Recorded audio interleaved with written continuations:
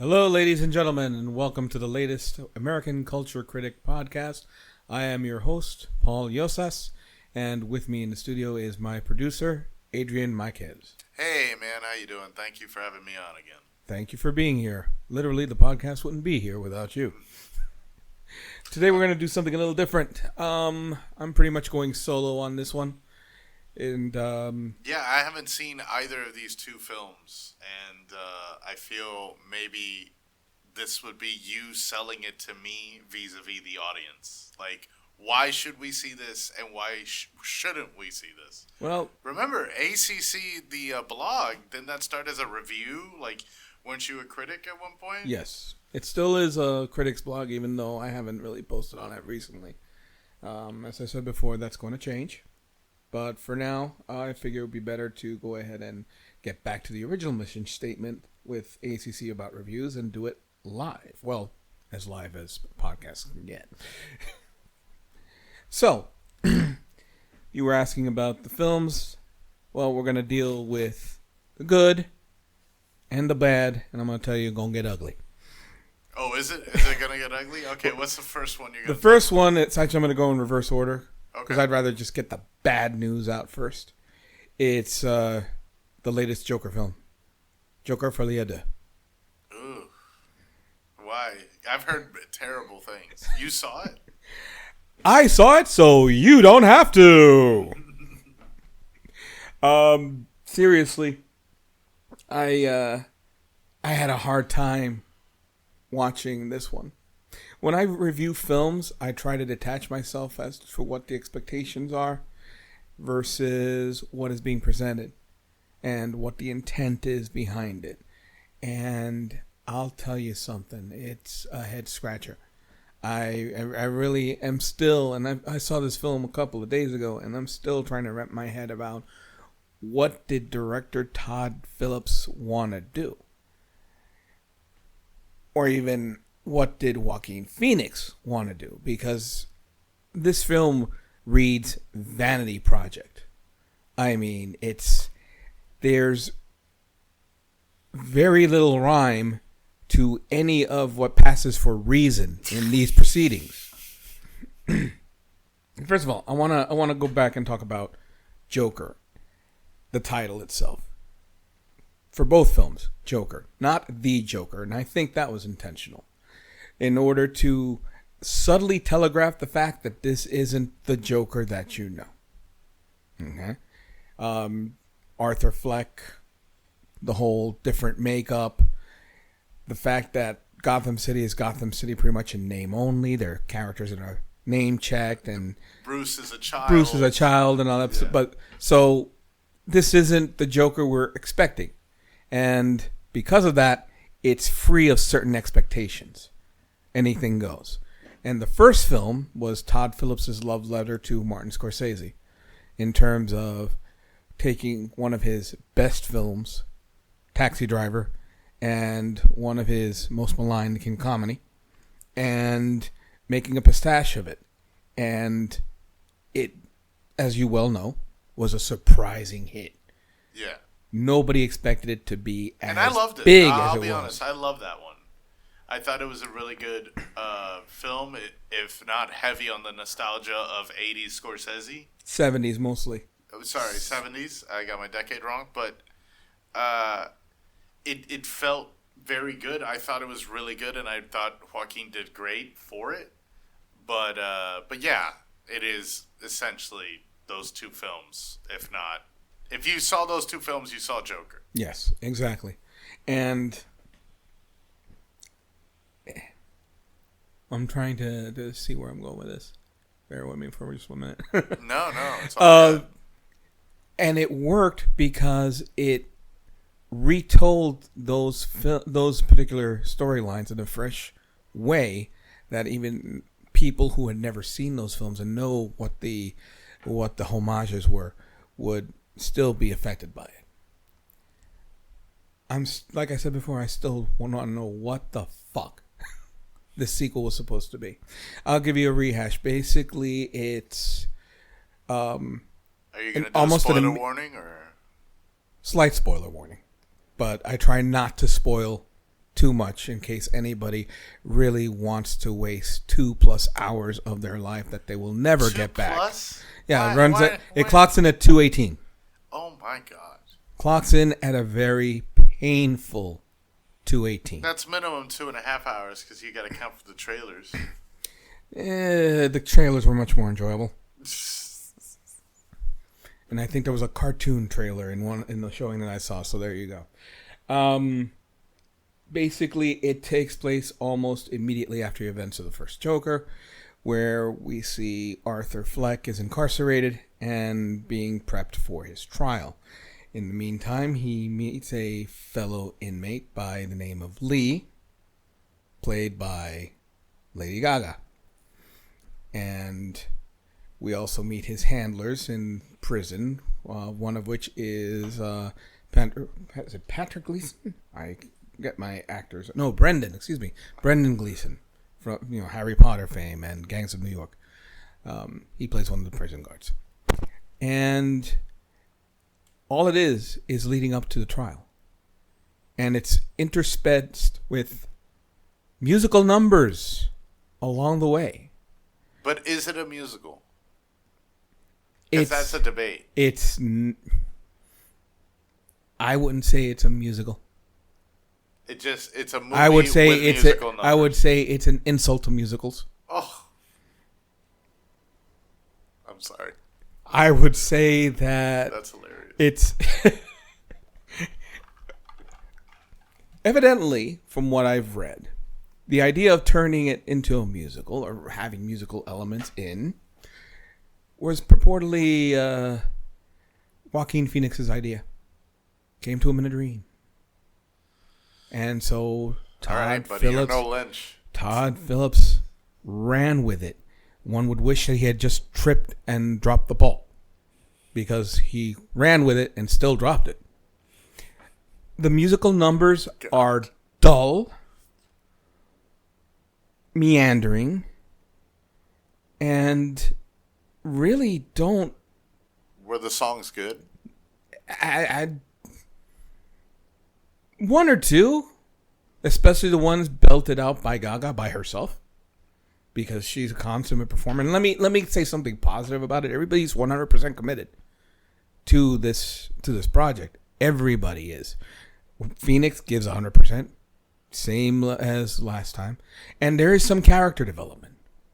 There is some unexpected character development, which I cannot spoil, but it also further cements the fact that this is not supposed to be the Joker. I will leave it there. And again, everybody gives 100%. But it's too bad that it's not interesting. The court scenes that take place mostly rehash the events of Joker. And they go on far too long. And again, sometimes when you see a film, you can tell what the intent is. And I am still not sure whether or not Todd Phillips is trying to be subversive with it, to exceed expectation, because we have this expectation for the sequel based on the surprise runaway hit the first one was. Right. This film seems almost antithetical to it. And that's compounded by the fact that, now normally I wouldn't disagree with it, with an artist or an auteur not wanting to deal with studio notes. Okay? One of your favorite creators, Lynch, of course. Mm-hmm. But given the material, given that it's the DC brand attached to it, there is a certain expectation. It may not be 100%, but there is some... There's a vested interest in making sure that this property works on screen. He didn't take any studio notes. He didn't consult DC. DC tried to reach him, purportedly. Ignored it.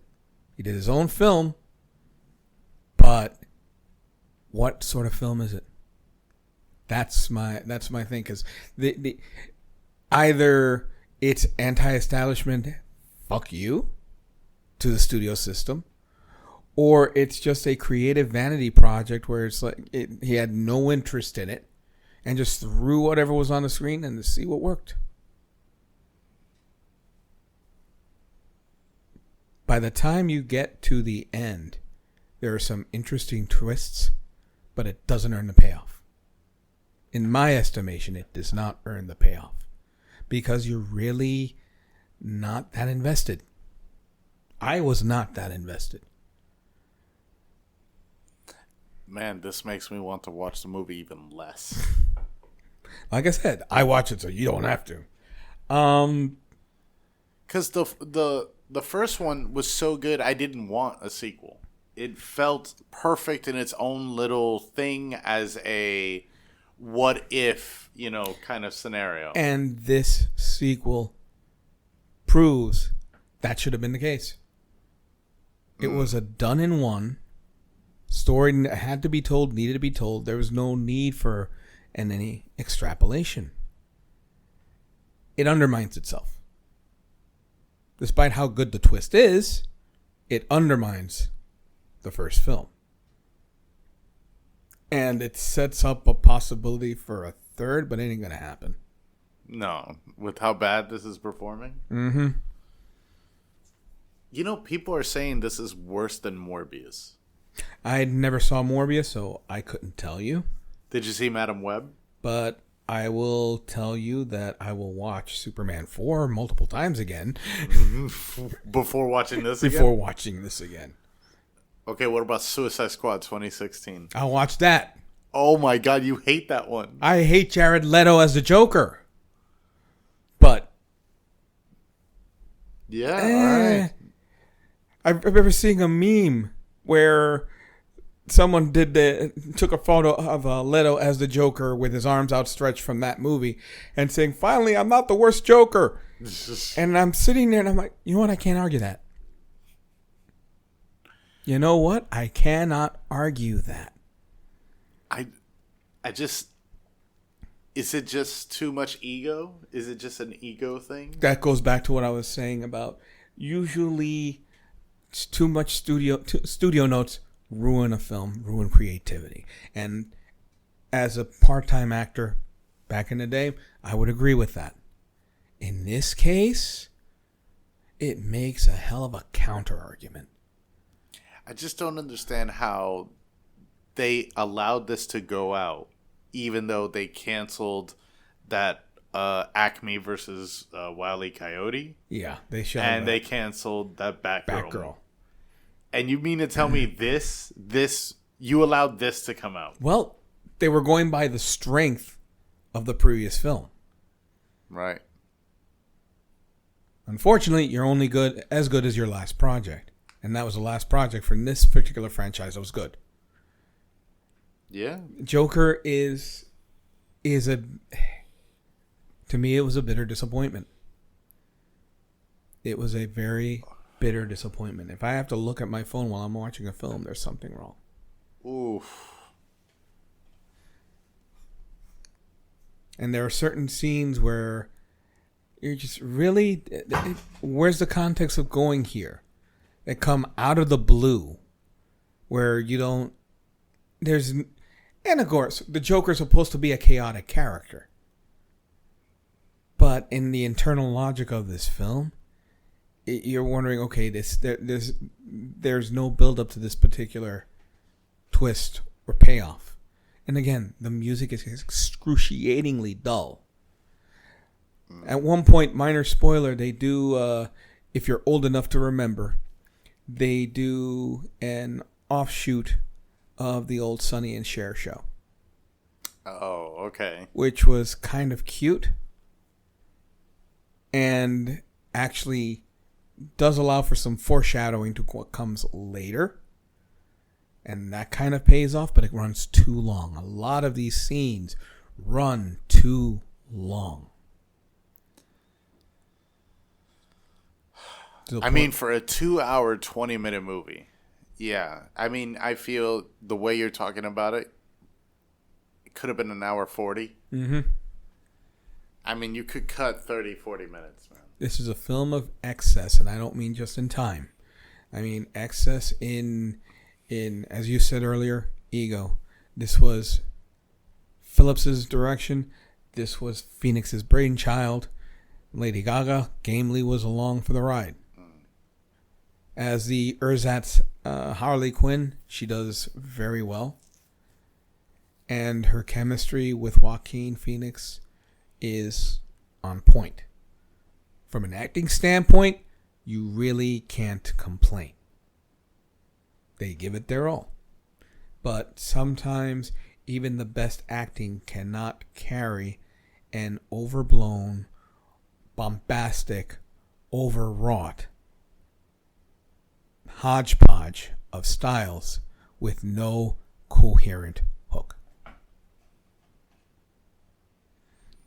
So if I were to say, if I had a star system, half a star would be mine. Ooh. Out of what, 5? Out of 5. Ooh. Well, all right. So that's the bad. What's the good? Because, good Lord. Tell me you got a palate cleanser after this. Beetlejuice. Well, 3 times. Where's Michael Keaton? I love doing Mr. Mom. All right. Beetlejuice is the exact opposite. It doesn't pretend to be anything more than what it is, which is which is tantamount to a pleasant high school reunion. And it runs at about an hour 45. Ooh, that's good. But there is very little by way of filler. So it doesn't overstay its welcome. It does not overstay its welcome. Actually, it does make you wish there was a little more to it. Do you mean like there's not enough meat on its bones? No. Okay. Forgive me. Let me go. No, absolutely not. Let's go back to the plot. Basically, a family tragedy reunites the surviving Dietz family members, and certain things happen, which I can't go into except for spoilery territory.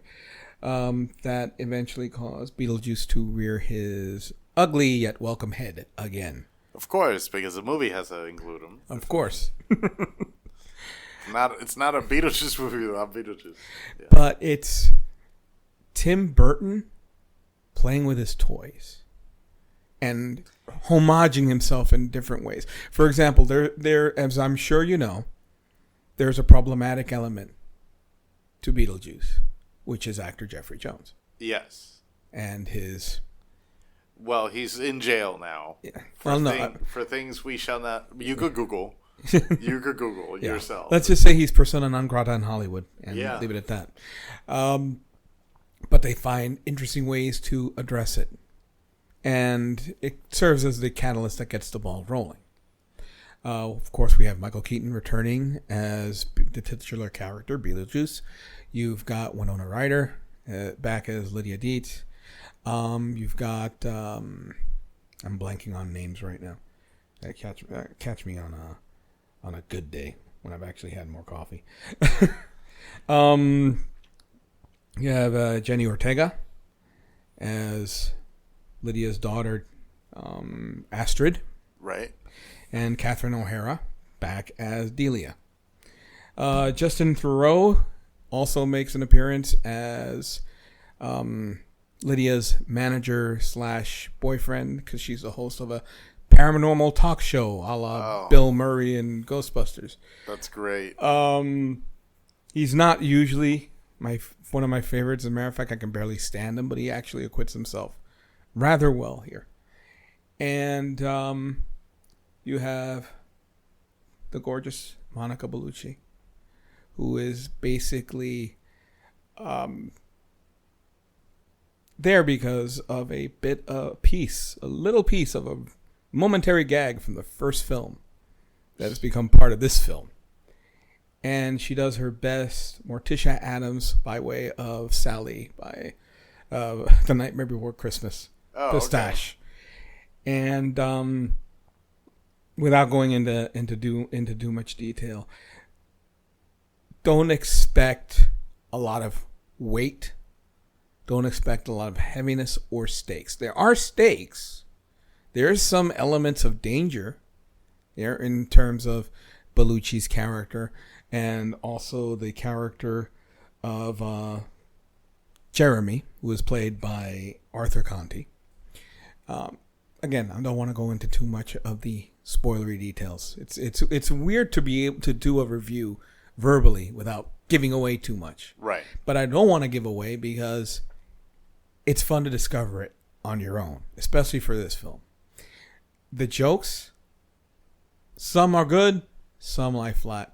But unlike Joker, right, the performances here carry the film. You've got an older Michael Keaton, but the film... He seems, in the marketing, he seems like very into it. He is. And there are some limitations because of his age in terms of how he portrays the character, but they make it work. And there's an internal... I mean, last year he was Batman, right? With a lot of stuntmen doing the fight scenes, but yes, he was Batman. Funny, Tim Burton is not one for studio notes either. But the difference between Burton and Phillips is Burton knows where to quit. Burton knows when a scene has been marinating, when it's breathed, and when to cut to the next. When I say there is no filler, there is no filler. And Willem Dafoe. Oh, gosh. Willem Dafoe is also in this film, and he chews up the scenery gleefully. Gleefully.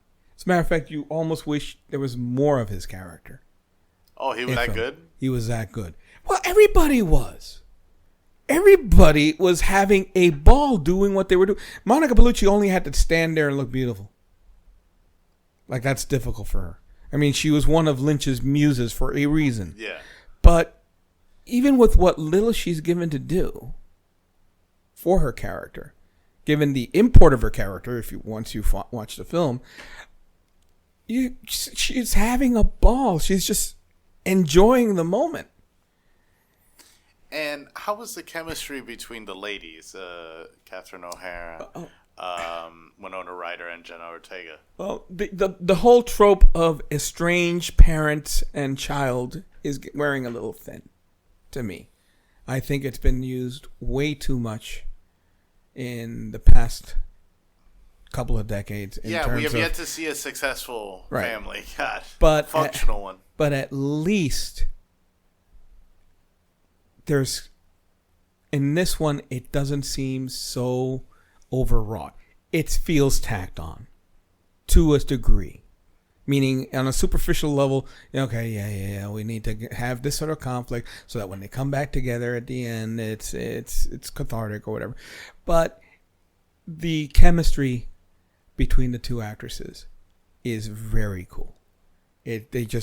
And it was a stroke of genius to have Ortega play Ryder's daughter in this film because their energy is so similar. Mm-hmm. I mean, Ortega is essentially this generation's Winona Ryder. And then you add O'Hara into the mix. So you've got 3 generations of family dynamic and at each other's throats and, but it all melds so perfectly. You just want to see these actresses work. And, of course, Keaton, as you mentioned, he is having a ball. He said, reportedly, he said that it was the most fun he's had on a set in a long time. And the special effects, all practical.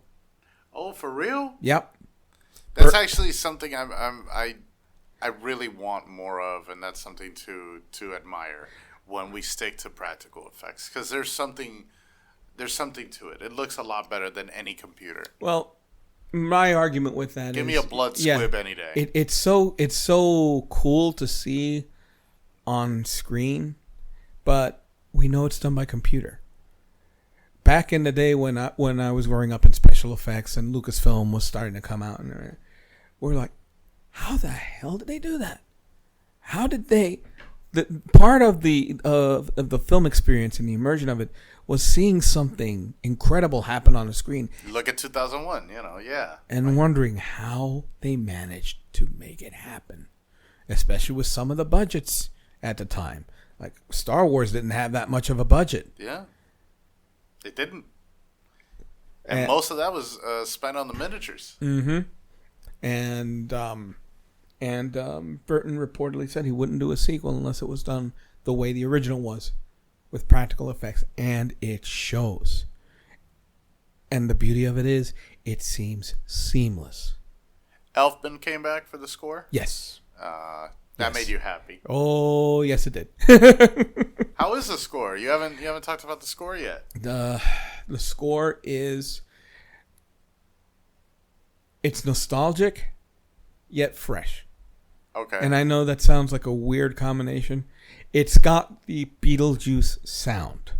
Right, the spine of it. The spine of it is still intact, but he goes off on these little tangents, and then he repurposes some things in a way that makes sense with the film. For example, the iconic Deo. Yeah. It's the same one that you've heard in the trailers, but it's recontextualized in such a way that it makes sense for the scene that it's happening in. All right. It serves the story as opposed to being, let's just say, auteurish for its own sake. Right. Being different for the sake of just being different. I gotta tell you, what you're saying reminds me of Ghostbusters 2016. So thank you for saying that. Like when I think of doing it for just the sake of doing it, like you just said, the thing that came to mind was 2016 Ghostbusters. But how many stars would you give Beetlejuice? I would definitely give it. And would you welcome a third? I would give it 4.5 stars. God damn. Out of 5. Out of 5. I would give it 4.5 stars. God damn. That's really good. And would you welcome Beetlejuice? Because you got to say it 3 times, baby. Of course. First of all, that would be a definite hook for a sequel.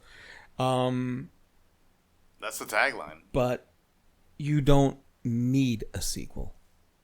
I'll put it that way. Okay. You don't need a sequel, but because of how much joy and fun and the sight gags that are in there, there's even a couple. I will say there is one sight gag that you have to pay close attention to see it. To see what is it in the background? You mean? It's in plain sight in one scene. Because I'm still recovering from what you told me about a certain scene in Mulholland Drive. Well, this one references to that other Keaton role that you mentioned earlier. Okay. But it doesn't pertain to his version of the character. Oh, okay. So you see it. If you know the cinematic history of that character, you'll know when you see it. Right. And that's all I'll say there. And in a sense... Yeah, it's Warner Brothers, right? Yeah. Warner Brothers did both movies. But in a sense, there's also, if you're listening to another character at the beginning of the film, there's another little mini auditory homage as performed by the character. Oh, okay. And given that the character is being played by Danny DeVito, I'll let you make your conclusions on that one. But definitely 4.5 stars, definitely worth not just one watch. It deserves 2 or 3. Now, I wanted to ask you this question because Beetlejuice is now coming to streaming almost 3 weeks, a month after it came out in theaters. Mm-hmm. How do you feel about this as a learned man of cinema, as one who's seen the ebbs and flows of home media? Mm-hmm. Does this bode well? Because Matt Damon came out on an interview I saw where they were talking to him about the medium $20 to $50 million picture. Mm-hmm. You know, the comedy, the drama, and you didn't have to necessarily make all your money in the front end. Mm-hmm. You would make your money on the back end, on the DVD, on the Blu-ray, because that would be like releasing the film again. Mm-hmm. So my question to you is, how do you feel about this? Does this bode well? That's an interesting question, because back in the day, when VHS was a thing, I remember that you would have to wait a long time for even the crappiest film to come out. Yeah. The worse the film was, the longer it took to get to VHS, to get a video cassette. When Batman came on the scene, Batman was still in theaters. When it came out on VHS? When it came out on VHS. Damn. So you could still go to the theater, but to be fair, the Bat ruled the summer. Oh my God, the summer of Batman was, it was an experience. You had to be there. You could not. Yeah, miss only that you moment. and Kevin Smith talk about that. Like, you guys were like, you had to be there, man. Like, God damn. Were you upstate? Were you in Northeast? No. I was here in Florida. Oh, you were here in Florida? Yeah, I was here in Florida for that. And heck, I bought the novelization of the film before the film came out. I didn't care. I wanted to get the full experience. You were sucked in, baby. You were sucked in. And no, Batmania ruled. I mean, you thought, well, not you. You weren't around. But if whoever remembers Batman 66 Batmania thought that was something, it was nothing compared to what this film did. And I don't mean to divert from your initial question, but the release of films and media kind of, it fluctuates. Yeah. So, like I said, before it used to be the crappier the film, the longer the wait for it to finally come out on video, because there was very little, if any, profitability to it. Right. Gosh, it took a whole year for the aforementioned Superman 4 to come out on video after it was released. And I could bring up Sam Raimi's and here's the worst thing. Evil Dead. Here's the worst thing. That movie, that travesty of the blight of the Chris Reeve Superman films, as it were, even though it does have some redeeming qualities to it, that close to me. But when that film came out on VHS, it was $89. Oh my God. $89.90 to buy that video, because when a Blockbuster was like $24.99, $24.95, something like that. And then DVDs came out, and now with streaming, here's the thing, with the Black Widow, all of a sudden Scarlett Johansson was out millions of dollars because it wasn't even released in theaters. Yeah. She had to sue Disney to recoup some of those losses back. The contracts weren't at the time taking streaming into account. It was a very new thing. They didn't see how that was going to affect the industry. So how does it affect the back end? Do I think does it hurt it in the long run? Streaming. For the consumer, it doesn't. I think we touched on this the previous podcast, is that the pandemic changed everything. Yep. Okay? And people don't go to the theaters as often as they used to.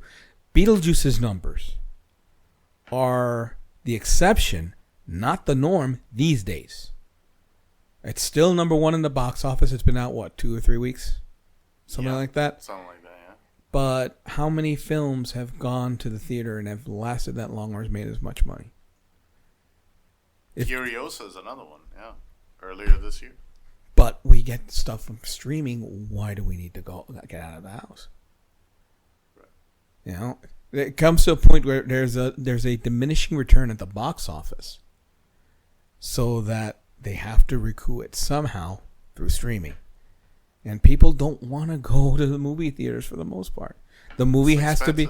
It's not just expensive, as we also previously discussed. Is the story worth me getting off my comfortable chair, getting into my car, driving over there, paying for the concessions, and then sitting and dealing with possibly rude parents, texters, unruly children, all that stuff? For 2 hours, 20 minutes. For 2 hours and 20 minutes.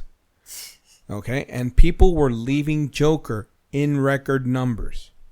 One reviewer, I believe from Variety, actually got up 10 minutes after the film to get something to eat, returned to his seat, stayed another 10 minutes and realized it wasn't worth his effort and left.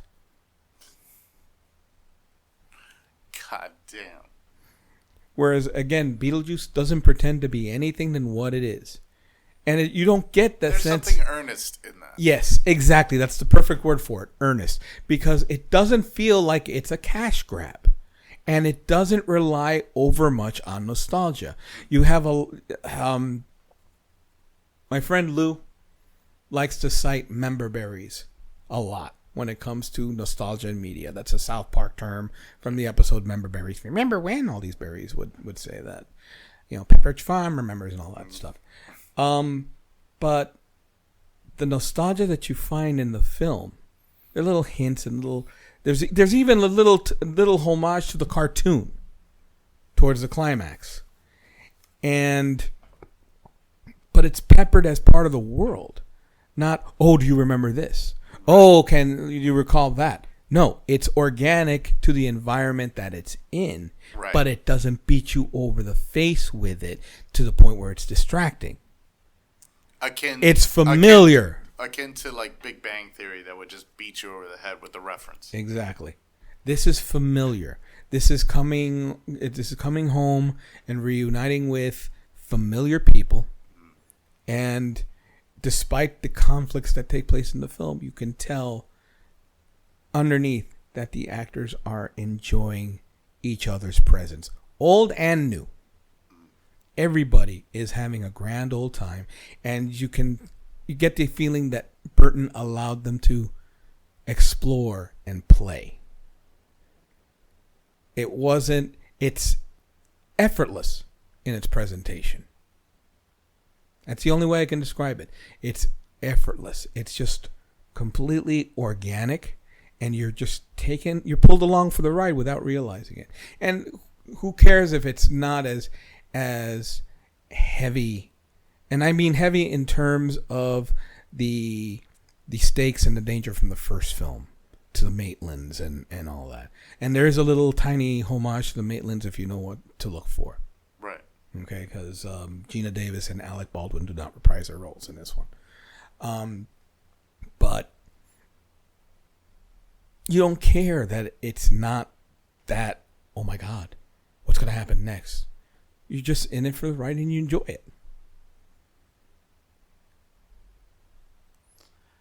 I'm more interested in watching Beetlejuice 2 than I am watching Joker 2. I don't think I'll ever watch Joker 2. You might, just because it'll make a good it would make a good Rocky Horror type of thing, just not as enjoyable. Well, I like to make fun of Batman and Robin sometimes, so like a la Mystery Science Theater. Here, I thought that was your favorite film. No, it's Forever. Forever's my favorite. Anyway, well, Paul, is there anything else you want to say about either film or? No, I do want to say a couple of things about a couple of series that I'm watching. Without going too deep into them, I highly recommend on the DC side. Okay. Because it's another DC production, The Penguin. That's on Max, right? That's on HBO Max, and has Colin Farrell reprising his role as the Penguin, though he's called Oz Cobb in this iteration, not Oswald Cobblepot. Okay. And again, a lot of people were complaining about that. Well, his take is different, and the origins of this penguin are far different than those of Cobblepot. And given that this character is going to be part of the public domain within the next decade or so, you're going to have to, and I think I've espoused on this in the previous podcast, you're going to have to expect changes to the mythology and the lore for copyright purposes. So someone can use the Oswald Cobblepot design, but now they're pushing Oz Cobb, which is basically a very gross and unkempt Tony Soprano. And I'm not the first to make the iterations that this is Batman meets The Sopranos. The Sopranos is not quite on the nose. Because what made The Sopranos was not just all the whackings and all the shenanigans, but it was also about the banality of the life of being in the mafia. You don't get that. It's all mafia machinations, and and wheels within wheels and turns within turns. But the cast is stellar. And believe her name's Christy Milioti, who plays Sophia Falcone. Sophia Falcone. That show's blessing. The latest episode was all her. And if she doesn't get an Emmy nomination for that performance, there is no justice in the world. Whew. And considering I've been watching a lot of Voyager, hasn't been a lot of justice for Star Trek. But that's a whole other topic going. Give Ethan Phillips a damn Emmy, damn it. At the very least, a Lifetime Achievement Award, because that actor always delivers. The other show I wanted to say discuss was Agatha All Along, playing on Disney Plus. I will be honest, I was on the fence with the first 2-episode premiere, but after giving it a shot, 3rd episode in, then the 4th, and then the bombshell thrown in the 5th, yeah, I'm in. Okay. I'm in. Okay. Which is surprising because usually Marvel shows don't throw a bombshell until the penultimate episode to really bring the finale in. No, this is happening mid-season. So it makes you wonder, what do they have planned for the finale? True, and there is a certain problem with its formula, so it's nice to see that it's changing it up. Well, it's breaking the formula, and it kind of acts as a reminder that the Marvel universe isn't all about superheroes. It's not cape stuff. This is totally within the realm of magic. And it's obviously perfect for October. And I believe the final episodes will air on Halloween night. Oh, nice. But it's definitely the show to watch on that channel right now. All right. Well, I'd like to thank you again. No, thank you. Thank you. And I'd like to thank my loyal followers. How many of them are out there, I don't know, but whatever, I'll take it. Thank you for listening in, and I will catch you later. I'm your host, Paul Yosas. Take care.